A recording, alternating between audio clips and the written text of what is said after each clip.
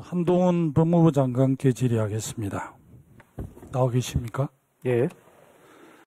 지난 2020년 검경 수사권 조정을 통해서 형사소송법과 검찰청법이 개정되어 검찰의 직접 수사 6대 범죄로 축소되었고, 올해 이제 추가적인 법 개정으로 부패 범죄와 경제 범죄 등 대통령으로 정한 주요 범죄 2개 항목으로 더욱 축소가 되었습니다. 법령 개정 흐름상 핵심은 검찰의 역할을 줄인 것인데요. 공수처와 국수본 설립으로 수사권은 조정 이관되고 기관 간의 견제와 균형을 요구하는 것이 국회의 뜻이라고 생각을 하는데, 장관님께서는 동의 안 하시죠? 전혀 동의하지 않습니다. 그러시겠죠, 당연히. 지금까지 쭉 국회에 나와서 답변하는 태도를 보시니 그렇다고요.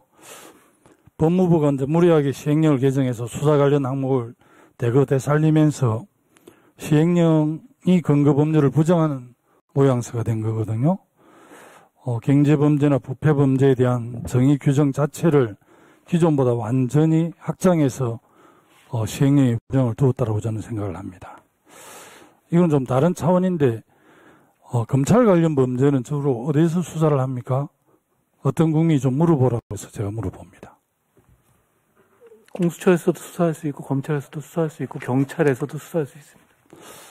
혹시 올해 공수처에서 검사 관련 범죄와 관련해서 몇 건 정도 기소를 하셨죠? 공수처 기소를 저한테 물어보시면 안 되죠. 제가 숫자를 알죠. 그거 충분히 알고 계셔야 되는 거 아닌가요? 여기 공수처장님 나와 계시니까 여쭤보시면 될 것 같습니다. 공수처 차장님이 나와 계시나요? 처장이 나와 계시나요? 예, 공수처장입니다. 예. 검찰 범죄와 관련해서 올해 몇 건 기소하셨습니까? 3건으로 알고 있습니다. 내용을 조금 간략하게 말씀해 주실 수 있나요? 전직 검사가 이제 재직 중에 뇌물과 향응을 받았다고 기소한 사건이 하나 있고요. 그 결과는요? 법원에서? 그거는 이제 1심에서 무죄가 나서 저희가 바로 항소를 했습니다. 또 다른 2건은 그다음에 어떻습니까? 두 번째는 이제 대검의 수사정보정책관실에서 총선에 개입하려고 고발장을 이제 작성을 했다는 사실로 저희가 이제 기소한 게 하나고요. 마지막으로 조금 크게 좀 말씀해 주시면 좋겠습니다. 네네. 대검의 수사정보정책관실에서 총선 개입하려는 의도로 고발장을 작성을 해서 전달했다는 그런 사실로 저희가 기소한 게 하나 있고요. 마지막으로 전직 검사가 이제 고소장을 분실한 다음에 이제 그 관련된 위조를 했다는 것으로 또 기소한 사건이 하나 있고, 이렇게 3건입니다. 오늘 참으로 참담한 심정입니다. 그리고 정치란 무엇인가, 왜 정치를 하려고 하는가에 대해서 진지하게 고민하게 됩니다. 이태원 참사에 대해 오늘 이 자리에 있는 누가 그 책임에서 자유로울 수 있겠습니까? 국회는 국가적 참사가 있을 때마다 정쟁만 반복하다가 재발방지 대책을 마련하고 사회 안전망을 구축하는 데는 소홀했던 것은 아닌지 자문해 봅니다. 또한 지난 주말부터 오늘까지 이루어진 여러 정치 폭력의 모습을 보면서 안타까움을 넘어 절망감까지 듭니다. 몇 개의 기사를 인용하면서 질의하겠습니다. 다소 불편한 표현이 있더라도 그대로 인용하겠습니다. 지난 주말 집회마다 윤석열 대통령 퇴진을 외쳐온 촛불 승리 전환 행동이 12일 서울 용산구 삼각지역에서 윤석열 퇴진 14차 촛불 대행진을 열었습니다. 같은 날 광화문역 인근에서 제1차 윤석열 퇴진 중고생 촛불 집회를 하던 촛불 중고생 시민연대 학생들도 집회에 참여했습니다. 학생들까지 어른들의 정치 선동에 동원되고 있습니다. 이들 단체는 주말마다 윤석열 대통령의 퇴진을 요구하다가 지난 5일부터는 퇴진이 추모다라는 구호를 외쳐왔습니다. 국민들은 묻습니다. 이것이 진정 이들이 희생자를 추모하고 애도하는 최선의 방법입니까? 윤석열 대통령 부부가 전용기에서 추락하기를 기도한다는 취지의 게시물을 올린 천주교 대전교구 소속 박모 신부가 앞선 이런 도심 집회에서 윤석열 퇴진을 외친 사실이 밝혀졌습니다. 박 신부는 지난 10일 자신의 소셜미디어에 출입문이 열린 대통령 전용기 사진에 윤석열 대통령 부부가 추락하는 사진을 합성해서 올렸습니다. 또 하나 우리는 오늘 충격적인 보도를 접했습니다. 대한성공회 원주 나눔의 집 대표인 김모 신부는 전용기가 추락하길 바람하지 않는다. 온 국민이 추락을 위한 염원을 모았으면 좋겠다.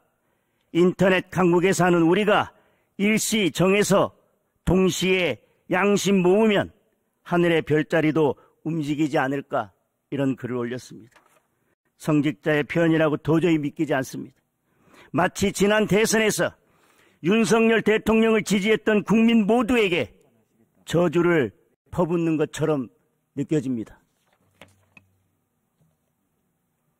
또 한 명의 김모 목사는 김건희 여사에 대해서 이 작자가 영부인 놀이에 심취한 나머지라고 표현했습니다. 사실 자체가 정말 이놈들이 미친놈들이 아닌가 싶다, 이렇게 표현했습니다. 금기시대는 대표적 쓰레기 짓이 있는데 바로 김건희 씨가 한 저짓이라는 글을 남겼습니다. 모든 봉사 구호 활동가들은 이 사진을 필히 참고하시라. 가장 스탠다드하고 부적절한 빈곤 포르노의 사례로서 프리젠테이션 할 때 참고자료로 딱 좋은 각이라고 표현했습니다. 이게 목사의 표현입니다. 그리고 오늘 시민언론단체 민들레와 시민언론 더 탐사는 이 대원 참사 희생자 155명의 실명이 담긴 포스터를 공개했습니다. 이에 대해 비난이 폭주하고 있습니다. 도대체 무엇을 위한 공개냐? 동의한 적도 없고 심지어 연락조차 못 받았는데 누가 마음대로 동생의 이름을 여기에 올린 거냐?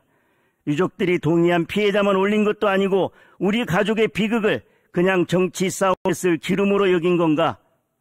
악보다 그릇된 정의가 더 무섭다는 말이 실감난다. 이런 비난의 글들이 쏟아졌습니다. 이런 맹목적인 정치 폭력, 정치 테러를 지켜보는 국민들의 심정이 어떻겠습니까? 우리는 왜 정치를 하려고 합니까? 무엇을 바꾸려고, 누구의 이익을 위해서, 무엇을 얻고자 정치를 하는지 묻고 싶습니다. 법무부 장관님, 제가 말씀드린 이런 여러 사례 중에서 법적으로 문제가 되는 부분에 대해서는 엄정히 대응해야 되지 않겠습니까? 국가 시스템에 따라서 그래야 한다고 생각합니다.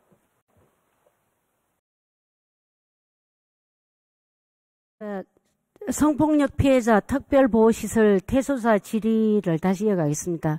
특별지원보호시설은 만 19세 미만의 아이들입니다. 친족성 폭력 피해자들인데요. 이들에게 돌아갈 집 보호자라는 개념을 하기 힘듭니다. 한동훈 법무부 장관님, 아동복지법 제3조 정의에 따르면 보호대상 아동은 보호자가 없거나 보호자로부터 이탈된 아동 또는 보호자가 아동을 학대하는 경우 등 보호자가 아동을 양육하기에 부적합 또는 능력이 없는 경우의 아동을 말합니다. 장관께서 보실 때 아동복지법 제3조의 보호대상 아동과 성폭력 특별지원보호시설의 아동이 다르게 느껴지십니까? 의원님, 저희 수감 법률은 아니어서 제가 정확하게 답을 드리기는 어려울 것 같습니다만, 똑같이 법률가로서는 비슷해 보입니다. 예, 그렇죠. 성폭력 피해자 특별보호 입소자는 또 명백하게 보호대상 아동으로 보이죠, 그죠? 같은 겁니다, 그죠?